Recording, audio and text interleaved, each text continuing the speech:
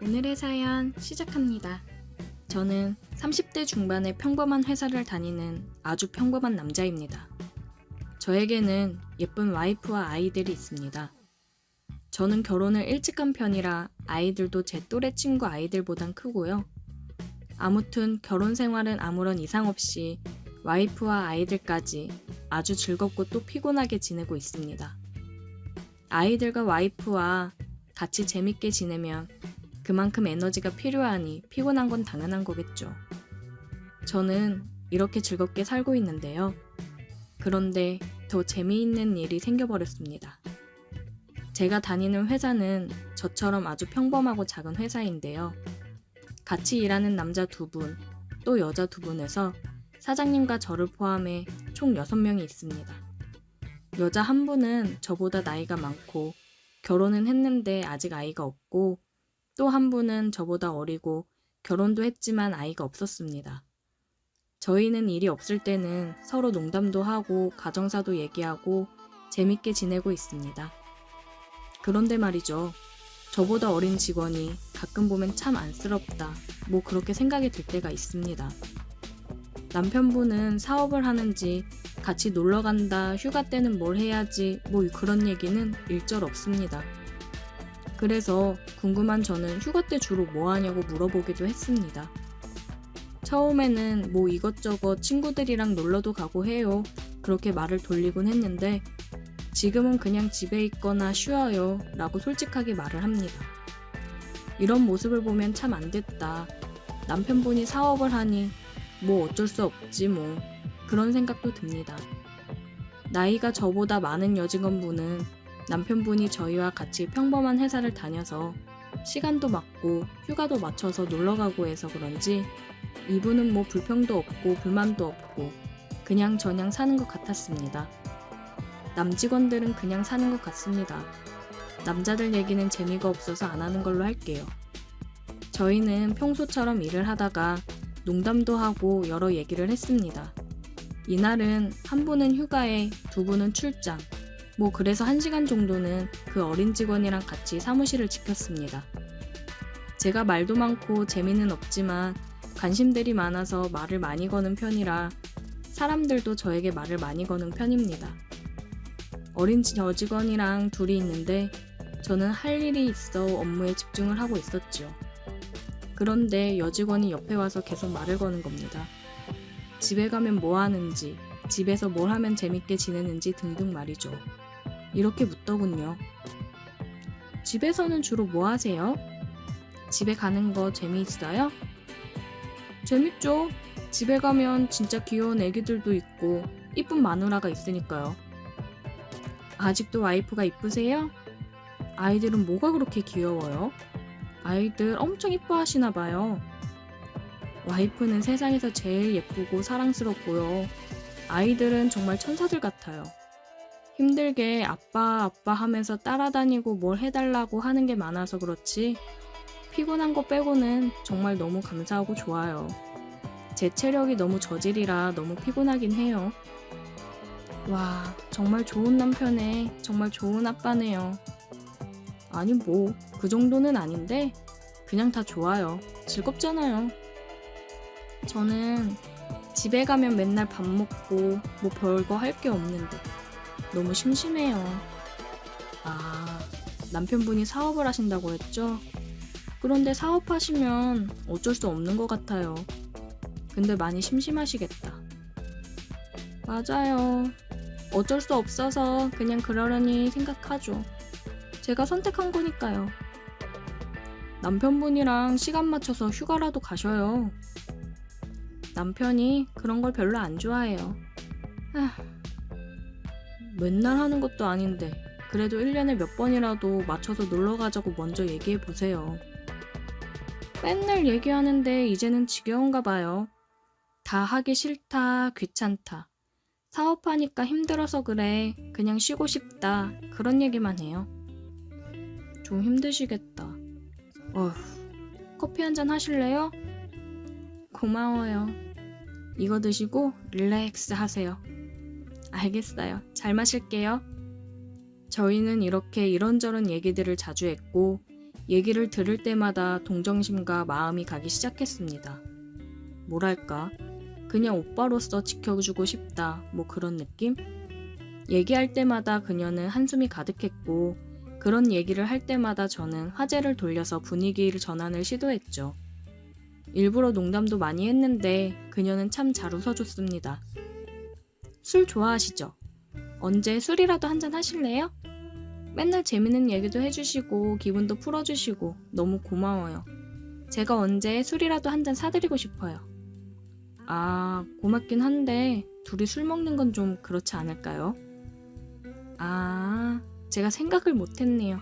불편하시면 안 그러셔도 되고요. 와이프한테 허락받고 당당하게 마시죠. 아, 허락을 할까요? 제가 봐도 좀 이상하게 생각할 수도 있을 것 같네요. 제가 당당하니까 먹어도 되겠죠? 저희가 뭐 이상한 사이도 아니고요. 그렇죠? 직장 동료랑 간단하게 술 한잔 하는 건 이해하시겠죠? 제가 물어보고 말씀해드릴게요. 그런데 언제 마실 생각이세요? 오늘이라도 좋죠 뭐.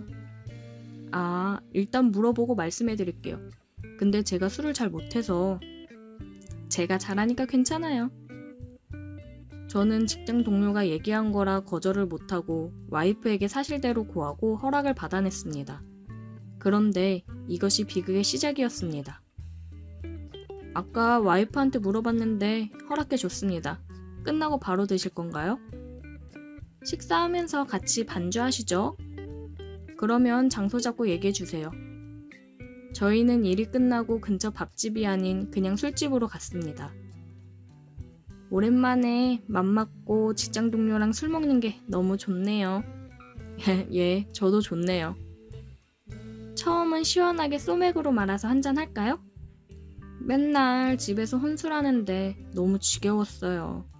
오늘은 술이 잘 들어갈 것 같아요. 아, 혼술도 하세요? 일단 소맥 한잔 하시죠. 이야, 술 못한다고 한 거 거짓말 아니죠? 원샷을 하시네. 아, 갈증이 나서 시원하네요. 소주 좋아하세요? 아니면 맥주 좋아하세요? 편한 걸로 드세요. 강요 안 하니까. 아, 저 술은 잘 못하는데 그래도 술은 소주죠. 그쵸? 술은 소주죠. 오늘 제가 먹자고 했으니까 제가 쏠게요. 맘 놓고 드세요. 아, 아니에요. 제가 살게요. 그러면 오늘은 제가 사고 다음번에 사주세요. 그럼 또 둘이 술 먹을 수 있잖아요. 네? 또 둘이서요? 저는 편하게 좋은데 제가 불편하세요? 아니요, 그럴 리가요. 저도 편한데 와이프가 오해할까 봐서요. 오늘도 겨우 스낵 받아서요. 안 되면 어쩔 수 없죠 뭐. 그건 그렇고 와이프분은 언제 만나셨어요? 어디가 그렇게 좋았어요? 결혼한 지는 얼마나 되신 거예요? 천천히 물어보세요. 아직 시간 많아요. 네, 제가 그동안 사람을 많이 못 만나서 흥분돼서 그랬나 봐요. 첫째가 5살이니까 7년 전에 만났어요. 2년 만나고 3년 될 때 결혼한 것 같아요. 와, 빨리 결혼하셨다. 지금도 결혼 생활 재미있어요? 재밌죠. 와이프랑 마음도 잘 맞고 아이들도 너무 예쁘고요. 커가는 재미가 아주 쏠쏠해요. 저는 맨날 아주 지겨운데 부럽다. 나도 그냥 평범한 남자 만나서 결혼할 걸 그랬어요. 맨날 남편 하는 일 이해해주고 기다리기도 너무 지쳤어요. 결혼하기 전에는 그래도 가고 싶은데 가고 데이트도 즐기고 다 했는데 지금은 저보고 다 이해하라는 시기예요. 집에만 있으니 이제 적응되기 하기도 했는데 이게 진짜 결혼한 건지 뭔지 도대체 모르겠어요. 다 사는 게 틀리니 이해할 부분은 하고 살아야죠. 별 수 없잖아요. 저는 다시 태어나면 결혼 안 할 거예요. 그냥 혼자 연애하면서 살 거예요. 그것도 나쁘지 않죠. 그것도 재밌을 것 같아요. 지금이라도 그만하고 헤어지고 제 삶을 살까요? 에이, 그래도 마음이 맞으니까 결혼했을 텐데 서로 대화를 많이 하시고 잘 해보세요. 저는 상민 씨처럼 자상하고 잘 챙겨주고 뭐라 말은 못하겠는데 상민 씨 같은 남자 만나고 싶네요. 아, 칭찬인가요? 와이프한테 더 잘해야겠네요. 상민 씨, 하루만 제 남자친구 해주시면 안 돼요? 제가 잘못 들은 거죠? 농담이에요, 농담. 농담인 거 알잖아요. 아, 깜짝 놀랐어요. 그런 농담 하지 마세요. 아우, 놀래라. 그런데 저는 남자가 볼 때 어때요? 괜찮아요? 예쁜가요? 상중, 하중에 어느 정도예요? 저도 결혼 안 했으면 영경 씨 같은 여자분 만나죠. 등급으로 매길 순 없지만 그래도 정하라고 하면 상이죠. 예쁘고 착하고 뭐 하나 빠지는 거 없으시잖아요.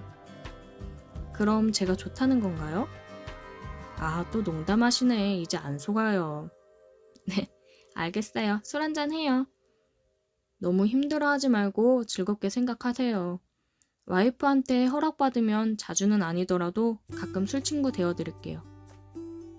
주거니 받거니 짠을 하면서 술을 거하게 먹고 저는 귀염둥이가 집으로, 그녀는 아무도 없는 집으로 갈 길을 갔습니다.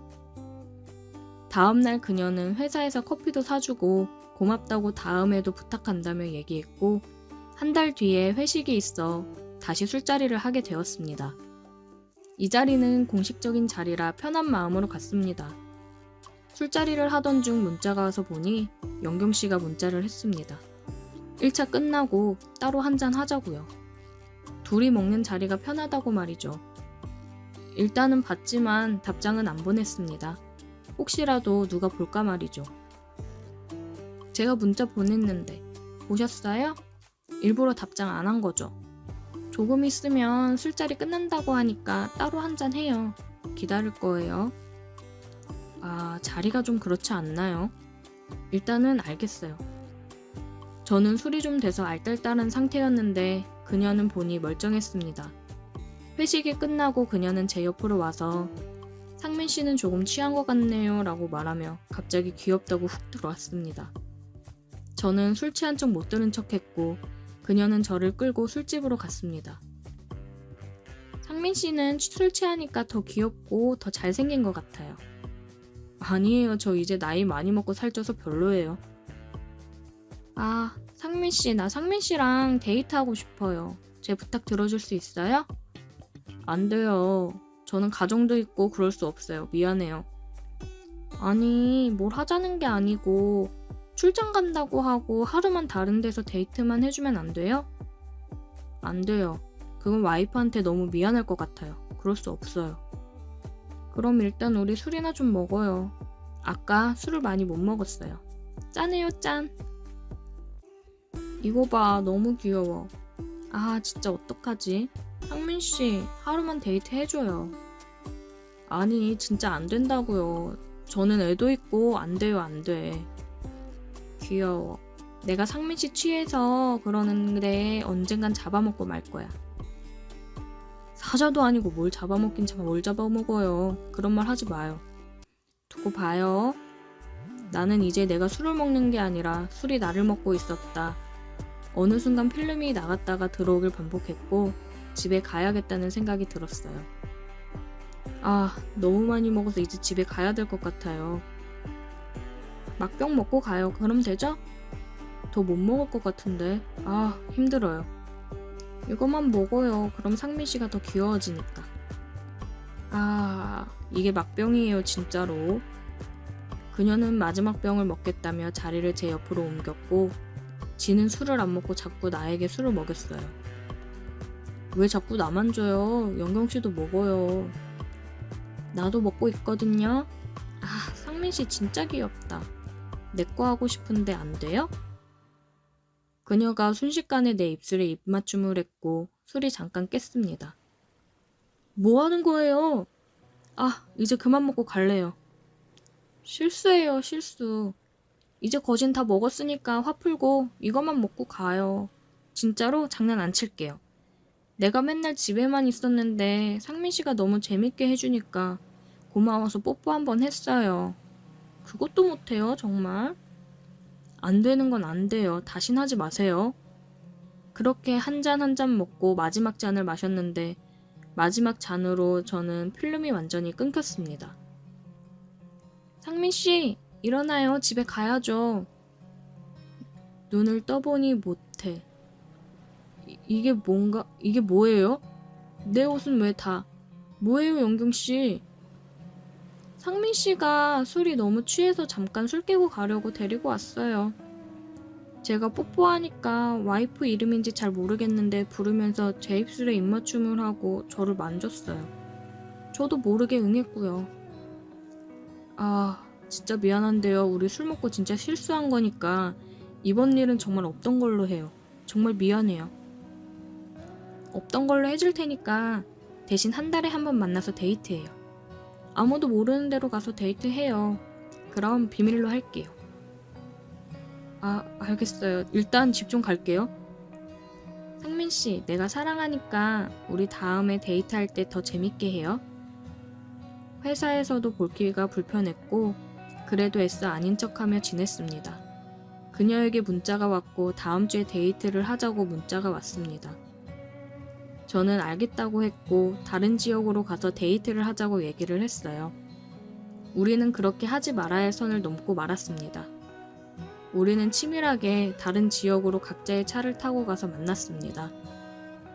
상민씨, 우리 귀여운 상민씨, 내가 얼마나 보고 싶었는지 알아요? 저도 결혼 안 했으면 이래도 되는데 지금은 아닌 것 같아요. 이 말 하려고 나왔어요. 자꾸 이러면 와이프한테 다 말할 거예요. 그러니까 그냥 한 달에 한 번만 이렇게 만나요. 우리는 그렇게 한 달에 한 번씩 만났고 처음에는 안 된다 이러면 안 된다 그랬는데 지금은 만나는 게 나쁘지 않고 즐거워졌습니다. 한 달에 한 번이니까 말이죠. 우리는 또 다른 지역에서 만났어요. 오늘은 우리 빨리 한잔하고 방 잡고 쉬자 오빠. 알았어, 그게 좋겠지?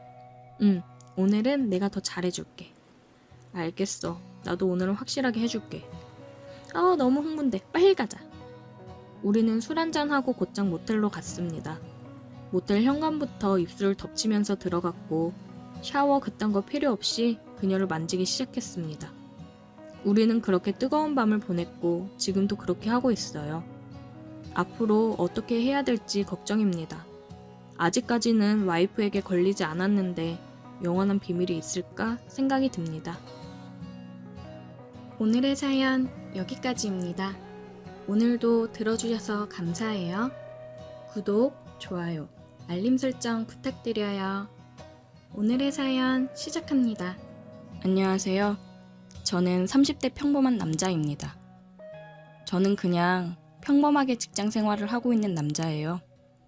요즘 아내 때문에 정말 미치겠어서 이렇게 글을 남겨봅니다. 남들이 보면 아주 복에 겨운 소리를 한다고 할 테지만 저는 하루하루가 무섭고 힘이 듭니다. 제 아내는 같은 30대로 저보다 3살이 어립니다. 굉장히 이쁘고 매력적인 여자예요. 연애할 때도 잠자리 하나는 정말 끝내주게 잘하긴 해서 좋긴 했는데 결혼을 하니까 퇴근하고 나면 하루 종일 붙어있게 되잖아요. 정말 시도 때도 없이 하려고 해서 미치겠습니다. 결혼 1, 2년 차 신혼 때는 마냥 좋았죠. 퇴근하고 가면 사랑하는 아내가 나를 위해 맛있는 저녁을 차려주고 같이 맛있게 밥 먹고서 뜨거운 사랑을 나누는 게 신혼 때는 다들 좋잖아요. 그게 신혼의 맛이기도 하고요. 그런데 이게 3년차 되어가니까 이게 슬슬 힘들어지더라고요.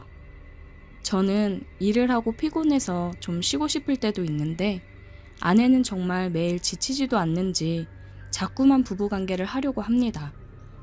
한 번으로 끝나면 그나마 다행이에요. 절대 한 번 시작하게 되면 한 번으로 끝내지를 않습니다. 그러면 저는 다음날 출근도 해야 되는데 너무 피곤하고 힘들어서 회사에서 일할 때도 지장이 생기더라고요. 그래서 아내한테 너무 피곤하다, 힘들다 얘기를 해봐도 사랑이 식은 거냐며 상처를 받아 우울해하는데 또 그 모습을 보자니 미안하기도 하고 마음이 불편해서 죽겠습니다. 회사에 가면 다들 저한테 집안에 무슨 일이 있냐고 물을 정도예요. 살도 많이 빠졌습니다. 아내야 전업주부니까 솔직히 저보다는 힘들지 않잖아요. 아이도 없는데 체력이 저보다는 많이 남아 돌겠죠. 근데 저는 가끔 야근을 할 때도 있고, 그런데 야근한 날도 어김없이 저를 잡아먹으러 달려듭니다. 오빵! 오늘도 일하느라 많이 힘들었지? 내가 싹 풀어줄게요. 자기야, 나 오늘은 야근도 하고 너무 힘들다. 우리 오늘은 그냥 자자, 응? 뭐야? 자기 언제는 내가 이렇게 해주는 게 하루 피곤 날려준다고 좋아했으면서 왜 이렇게 변했어? 아니, 그게 아니라 진짜 너무 힘들어서 그래. 힘이 하나도 없어서 하지도 못할걸.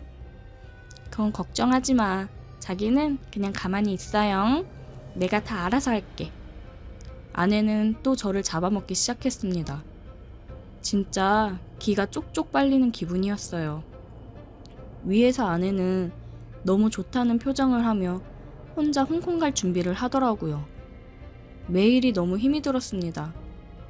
그래서 요즘은 다른 사람 업무도 가지고 와서 제가 하는 편이에요. 차라리 야근을 하고 아내가 잠들었을 때 집에 들어가는 게 속 편하더라고요. 안 자고 기다리는 경우도 많지만 대부분 기다리다가 잠들면 저는 조용히 서재방 가서 일하다가 잠든 척 자다가 아침에 아내가 방으로 와서 깨우면 그때서야 깜빡 잠이 든 척 연기를 하며 일어나고는 했습니다. 회식이나 친구들을 만나서 술도 잘 안 마시는 편이었어요. 술을 잘 못하기도 하고 그냥 집에서 편히 쉬는 게 더 좋았거든요.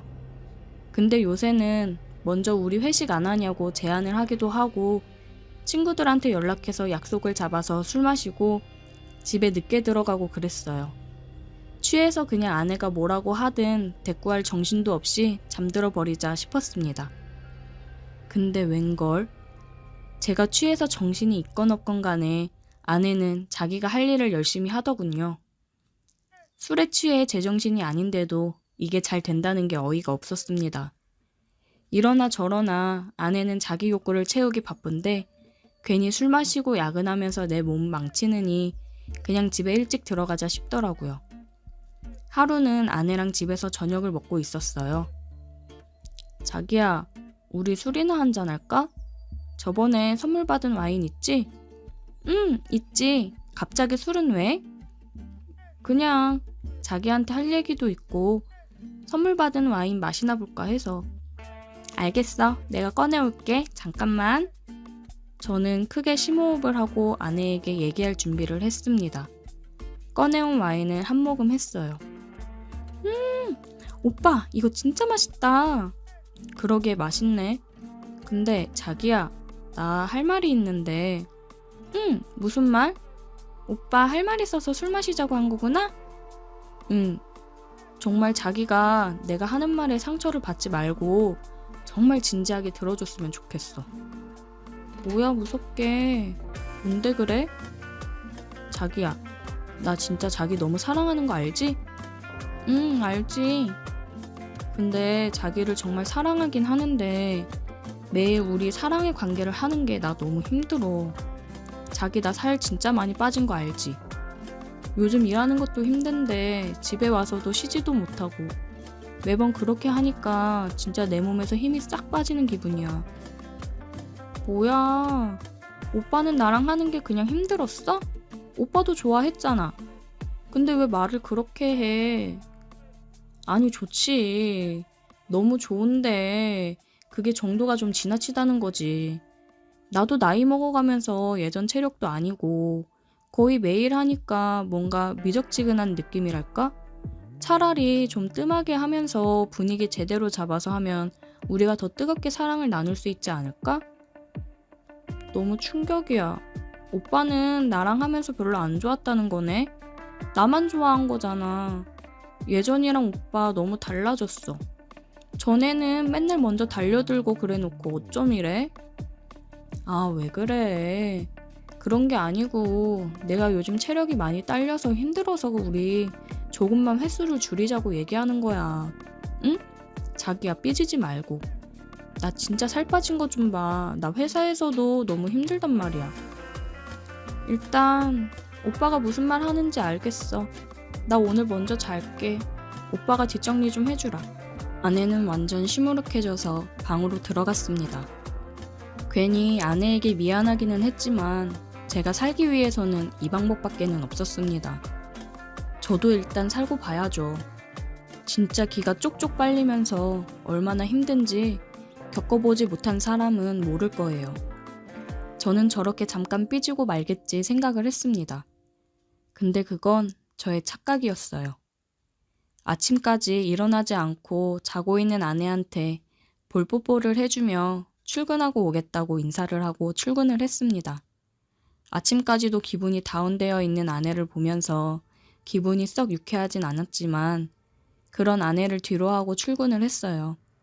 퇴근하고 집에 가는 길에 아내가 좋아하는 빵을 잔뜩 싸서 들어갔습니다. 자기야, 나왔어. 응, 오빠 왔어? 내가 좋아하는 빵이네. 안 그래도 먹고 싶었는데. 고마워. 아내는 아침과는 다르게 기분이 매우 좋아 보였어요. 자기 좋아하는 거 잔뜩 사왔지. 저녁 간단하게 먹고 빵 먹자.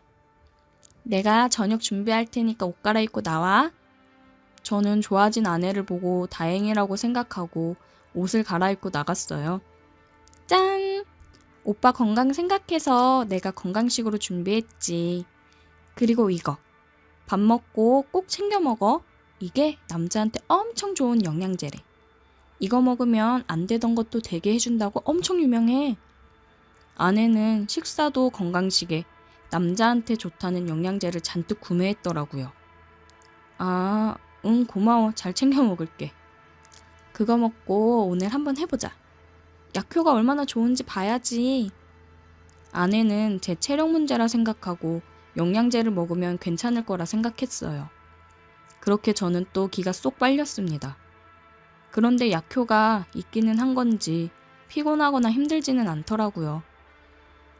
도대체 이걸 어떻게 해야 하나 고민을 하던 차에 퇴근 후 더 어마어마한 게 저를 기다리고 있었습니다. 저녁을 먹고 아내는 저한테 약을 먹으라고 챙겨줬습니다. 그리고 저는 서재에서 잠깐 일을 하고 있었는데 아내가 들어왔어요. 주인님! 메이드복을 입은 아내가 들어왔습니다.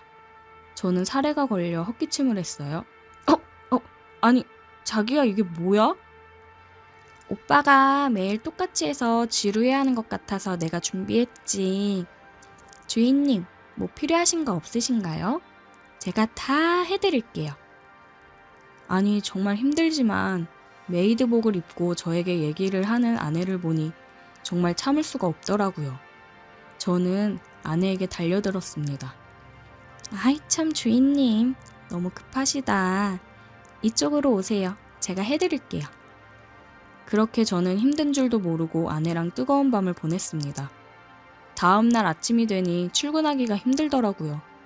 퇴근을 하고 집에 가니 간호사 옷을 입은 아내가 저를 맞이하더라고요. 오셨어요, 환자분? 이쪽으로 오실게요. 이건 또 뭐야? 환자분, 오늘은 제가 아픈 곳을 치료해 드릴게요. 저는 또 그렇게 아내의 유혹에 넘어가 뜨거운 밤을 보냈어요. 그 다음에는 스튜어디스, 또 그 다음에는 기모노, 그 다음에도 정말 이런 건 도대체 어디서 이렇게 사오는 건가 싶을 정도로 많은 복장을 준비해서 매일을 새롭게 해주더라고요. 참, 그런 아내의 모습을 보면서 정말 대단하다 싶었습니다. 그래서 저는 이렇게 하다가는 안 되겠다 싶어서 자녀 계획을 세우기로 했습니다. 임신을 하면 지금처럼 관계를 자주 하지 못하고 아이가 태어나면 육아하느라 지쳐서 여자들은 관계 생각이 안 난다고 하더라고요. 저에게는 아이만이 제가 숨 쉴 수 있는 유일한 길이라고 생각을 했습니다. 저는 아내에게 이런저런 말로 구슬려 아이를 갖자고 얘기했어요. 우리 아이 가질 때도 되긴 했지. 근데 나는 아직 이렇게 오빠랑 둘이 알콩달콩 지내는 것도 좋은데. 에이, 자기야. 나도 나이가 있고 우리 신혼 즐길 만큼 즐겼고 아이 태어나면 또 다른 가정에 행복이 생긴대. 우리도 이제 슬슬 아이 생각해야지. 조금이라도 젊을 때 낳아야 고생 덜한데. 자기 출산하고 그러면 내가 진짜 열심히 옆에서 같이 육아할게. 그렇게 저는 아내를 꼬셨고 아내는 아이를 갖는 거에 동의를 했습니다. 저희는 그래서 열심히 날짜 계산을 하며 임신 준비를 하고 있습니다. 제발 빠르게 임신 성공해서 예쁜 아이를 낳아 육아에만 전념하여 행복하게 살 수 있게 기도해 주세요. 오늘의 사연 여기까지입니다.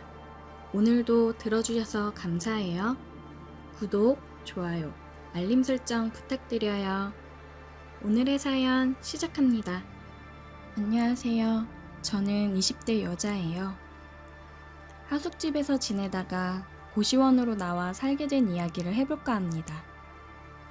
집안 형편도 넉넉하지 않았고 부모님은 매일 싸우는 게 일상이었어요.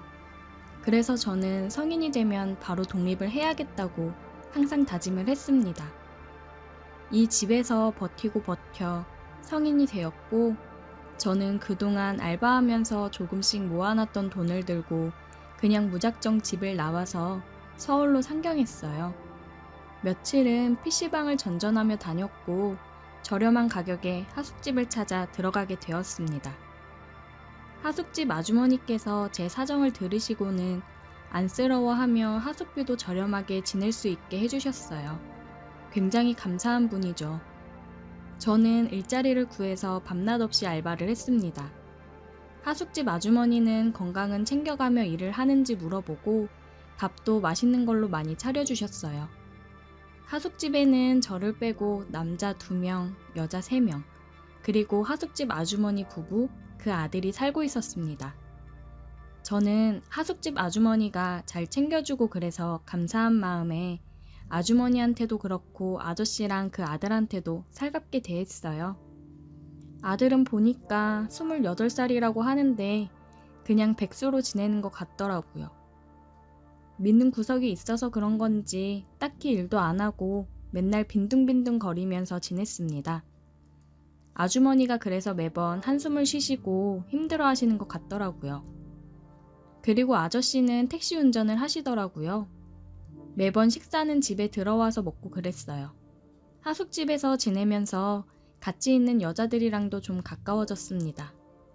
같은 나이 또래이기도 하고 서로 힘든 생활을 공유하면서 더 가까워졌던 것 같아요. 그래서 일이 끝나면 하숙집 앞에 편의점에서 맥주 한 캔씩 하면서 얘기를 나누고 그랬습니다. 아는 사람 없던 저한테는 친구가 생긴 것 같아 좋았어요. 그래서 이렇게 수다를 떠는 시간이 너무 좋았습니다. 언니들은 저보다 하숙집에 오래 있었는데 이전에 있었던 하숙집 관련 이야기를 해주더라고요. 하숙집 아저씨랑 그 아들이 이전에 있던 하숙생들이랑 많이 관계를 가졌었나 봐요. 하숙비를 깎아주겠다느니 사탕 발린 말로 꼬신 거죠. 근데 이걸 그 아버지건 아들이건 하는 짓이 똑같았다는 거예요. 역시 핏줄은 못 속인다고 하더라고요. 그러다가 그걸 아주머니한테 들키는 바람에 하숙집에서 쫓겨났다고 하더라고요. 아주머니가 참 불쌍했습니다. 제가 알바를 하느라 바빠서 하숙집에서는 거의 잠만 자느라 자주 마주치지는 못하지만 볼 때마다 음흉한 눈빛이 별로긴 했어요. 저 사람들은 최대한 안 마주치는 게 좋겠다 생각이 들었습니다. 저는 열심히 돈을 모으고 있었어요. 하숙비랑 휴대폰 요금 제외하면 크게 돈 쓸 일도 없었습니다. 매일 알바 갔다가 집에 와서 자기만 하니까 크게 돈 쓸 일도 없었습니다. 1년 정도를 밤낮 없이 알바를 해서 딱 1,000만 원을 모았습니다. 정말 옷도 안 사입고 나가서 뭘 사 먹지도 않고 모았어요. 정말 힘들어서 술이 먹고 싶다 하면 집 앞 편의점에서 맥주 한 캔 딱 마셨습니다. 알바를 하면서 친하게 지낸 언니 한 명이 있는데 그 언니가 어느 날 그러더라고요. 언제까지 하숙집에 있을 거냐고요. 다른 사람들이랑 어떻게 보면 같이 공동으로 사용하는 것도 많고 할 텐데 안 불편하냐고 하더라고요. 그래서 저는 딱히 불편한 거 없다고 어차피 사람들 마주칠 일도 별로 없다고 했습니다. 그래도 언제까지 하숙집에서 생활할 거야. 괜히 조용히 해야 되고 불편하지 않니? 그런 건 좀 있긴 한데 감수해야죠. 지낼만 해요. 나 이번에 돈 모은 걸로 원룸 들어갈 거거든. 너도 같이 들어갈래? 원룸이요? 글쎄요. 원룸 월세 엄청 비싸지 않아요? 아는 사람이 이번에 건물 지어서 월세 내거든? 그래서 지금 들어오면 풀옵션으로 월 30만 원 월세만 내게 해준대. 완전 대박이지. 풀옵션인데 월 30이면 이 가격에 어디서 지낼 거야. 풀옵션인데 보증금 1,000만 원에 월세 30이면 대박이지 않아?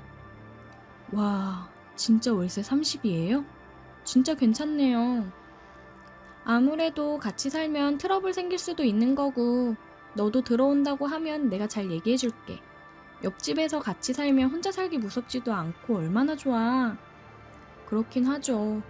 근데 보증금 마련할 돈도 없고. 너 이번에 적금 만기라며? 그거 이럴 때 쓰려고 모아놓은 거 아니야? 이런 행운 오기 쉽지 않다 너. 아는 지인만 이렇게 혜택 주는 거야. 얼마 안 가서 방 다 나갈 수도 있어. 저는 언니의 말에 많은 고민이 되었습니다. 하숙집이 아무리 잘 챙겨준다고 해도 공동체 생활이기 때문에 너무 늦은 시간에 들어가거나 씻거나 할 때 눈치가 보이고 불편하기는 했거든요. 제가 알바를 밤늦게까지도 하다 보니까 들어가는데 괜히 눈치가 많이 보였습니다. 일 끝나고 가서 씻는 것도 눈치 보여서 제대로 씻지도 못하고 잠들 때가 많았고요. 알겠어요, 언니.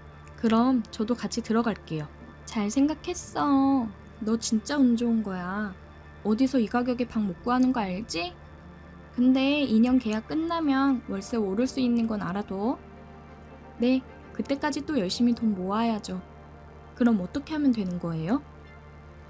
보증금 먼저 입금해주면 되거든? 나한테 먼저 입금해주면 계약하러 갈 때 나랑 같이 가자. 방이 금방 빠질 수도 있는 거라 먼저 들어간다고 보증금 보내줘야 되거든. 아, 언니한테요? 그럼 내일 은행 가서 돈 이체할게요. 알겠어. 이체하고 연락 줘. 나도 내 거랑 같이 보내고 계약서 작성일자 정해지면 얘기해줄게. 네, 감사해요. 언니 덕분에 너무 좋은 방 구하게 됐네요. 진짜 이런 적 없다니까? 내일 시간 되면 방 먼저 보러 가볼래? 아, 저 내일 은행 갔다가 알바 가야 돼서 내일은 가볼 시간은 안 될 것 같아요. 그럼 시간 될 때 방 구경도 하러 가자. 네, 좋아요. 감사합니다. 저는 그 언니한테 감사의 표시를 하고 들뜬 마음을 가지고 있었습니다. 정말 바보같이 사람을 믿은 제가 잘못이죠. 제대로 잘 알아보고 했어야 되는데 다음날 저는 은행에 들려서 이체를 했고 이체 완료했다고 문자를 남겼는데 연락이 없더라고요. 그래서 저녁에 알바를 가서 얘기를 하려고 했는데 그 언니는 보이지 않았습니다. 사장님, 희진 언니 오늘 쉰대요? 희진이? 갑자기 오늘부터 못 나온다고 연락 왔더라고. 그래서 내가 지금 나와 있잖아. 진작 얘기를 좀 해주지. 이런 경우가 어디 있는지 원. 알바 새로 구할 때까지 선이가 고생 좀 해줘. 언니가 그만뒀어요? 연락도 안 되던데 어떡하지? 왜? 무슨 일 있어? 언니가 아는 사람이 원룸한다고 방 싸게 준다고 해서 오늘 낮에 보증금 입금했거든요. 근데 연락이 안 돼요. 뭐? 그걸 희진이한테 입금했다고? 아니 계약도 안 하고 덜컥 보증금을 입금하는 애가 어딨어. 그냥 언니 믿고 입금했는데 계약서 작성할 날짜 잡히면 알려준다고 빨리 입금해야 된다고 해서. 진짜 이 바보야. 그런 게 어딨니? 얘 작정하고 네 돈 들고 날랐네. 신고를 하거나 그래야 되는 거 아니야? 저는 사장님이 뭐라고 하는지 귀에 들어오지 않았습니다. 진짜 머리가 멍해졌어요. 아무 생각도 나지 않았어요. 망연자실했습니다. 내가 어떻게 모은 돈인데 그걸 가지고 홀라당 튀나 생각이 들더라고요. 당장 하숙비도 내야 되는데 모든 게 막막했습니다. 제 상태가 좋지 않자 사장님은 1시간 정도 일찍 퇴근을 시켜주셨어요. 저는 집 앞 편의점에서 소주를 한 병 사들고 그냥 깡소주를 마셨습니다. 소주는 잘 못 먹는데 술을 먹고 모든 걸 잊고 싶었어요. 그렇게 앉아서 소주를 마시며 울고 있었는데 하숙집 아저씨가 다가오더라고요. 선희 씨? 왜 여기서 이러고 울고 있어요? 아, 아저씨. 저는 취해서 그런지 아니면 이 답답한 마음을 어디 털어놓고 싶었던 건지 아저씨 앞에서 엉엉 울며 보증금 사기당한 이야기를 했습니다. 당장 하숙비도 내고 해야 되는데 막막하다면서 울었어요. 에고, 저런. 그러게 사람을 그렇게 믿으면 안 되지. 돈 거래에 있어서는 더 철저해야 되는 거야. 제가 너무 바보 같았어요. 정말 믿었는데 죄송해요.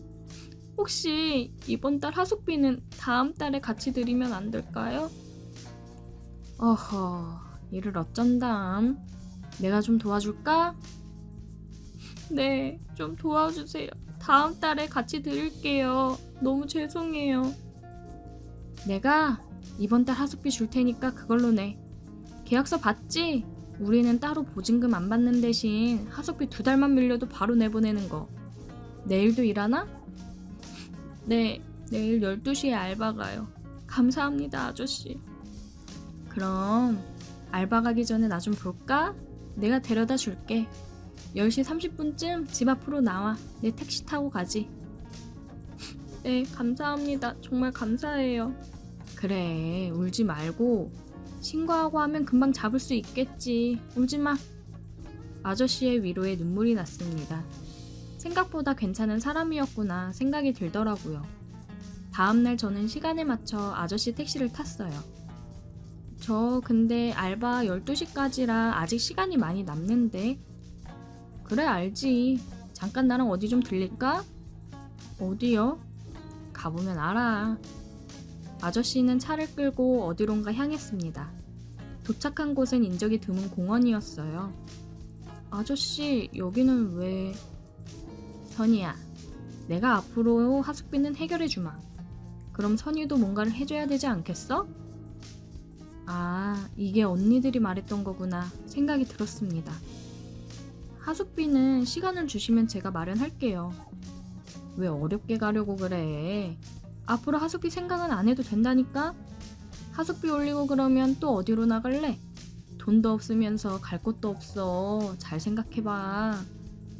돈도 없고 갈 곳도 없는 저는 그 말에 침묵을 할 수밖에 없었습니다. 택시 안에서 아저씨는 저에게 키스를 했고 의자는 뒤로 젖혀졌습니다. 그리고 저는 알바를 하러 왔어요. 사는 게 참 힘든 거구나 생각이 들더라고요. 알바가 끝나고 집에 가면 하숙집 아저씨는 조용히 방문을 열고 제 방으로 들어왔고 제게 또 키스를 하고 뜨거운 시간을 보내고 나가고는 했습니다. 저는 또 방문이 열리길래 당연히 하숙집 아저씨일 거라 생각을 했는데 그 아들이 이번에는 방문을 열고 들어왔어요. 무슨 일이세요? 나 다 알고 있어. 네? 뭐를요? 너 우리 아버지랑 그러는 거 다 안다고. 저는 너무 놀라 아무 말도 할 수가 없었습니다. 언제부터야? 아버지가 뭐 해준다디? 어? 한 번만 눈 감아주세요. 죄송해요. 나도 좀 해줘야지 아버지만 재미 볼 순 없지. 그 아들놈은 저에게 키스를 하고 침대에 눕혔습니다. 아버지가 어떻게 해줬어? 이쪽을 기분 좋게 해줬나? 수치스러운 말들을 하면서 그 사람은 저를 농락했습니다. 앞으로 내 말도 잘 듣는 게 좋을 거야. 안 그러면 우리 엄마나 사람들한테 다 얘기할 테니까. 아들놈이 방을 나가고 나서 저는 숨죽여 울었습니다. 이 집 인간들은 번갈아 가면서 제 방을 찾아오거나 하숙집 아저씨는 택시로 불러 뜨거운 시간들을 보냈어요. 도저히 이대로는 안 되겠어서 저는 어느 정도 알바비를 모아놓은 후 하숙집 아주머니께 무릎 꿇고 울며 이제껏 모든 일을 다 이야기했습니다. 죄송합니다. 제가 정말 그러면 안 되는 거였는데 너무 죄송합니다. 그러게, 차라리 나한테 속 시원히 얘기를 하지 그랬니? 내가 너한테 믿음을 주지 못한 사람이었니? 왜 네 인생을 네가 그렇게 망쳐버리는 거야? 이제 됐다. 이미 벌어진 일 더 이상 얘기해봤자 뭐하겠니? 우리 집 사람들은 내가 알아서 하마. 너도 더 이상 여기서 지내는 건 힘들 거야. 3일 주마. 3일 안으로 정리해서 나가라. 아주머니는 저에게 3일의 시간을 주셨고 저는 모아놓은 돈으로 고시원을 알아봤습니다. 딱히 짐이 없었기 때문에 이사라고 할 것도 없었어요. 저에게 3일의 시간을 준다고 얘기를 한 다음날 아주머니는 저에게 봉투를 쥐어주었습니다. 방 구할 때 보태라고 돈을 주시더라고요. 내가 남편 관리, 아들 관리 못한 죄가 크다. 이 돈 얼마 안 되지만 조금이라도 보탰어. 아니요, 제가 이걸 어떻게 받아요. 저 죄송해서 이 돈 못 받습니다. 이거 받아야 내 마음이 편해서 그래. 이제 이걸 끝으로 다시는 보지 말자. 저는 다시 한번 사죄의 인사를 드리고 그 집을 나와 고시원에서 생활하고 있습니다.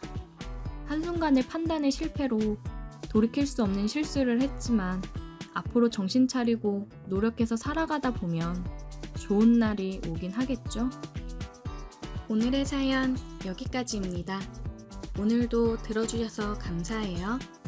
구독, 좋아요, 알림 설정 부탁드려요.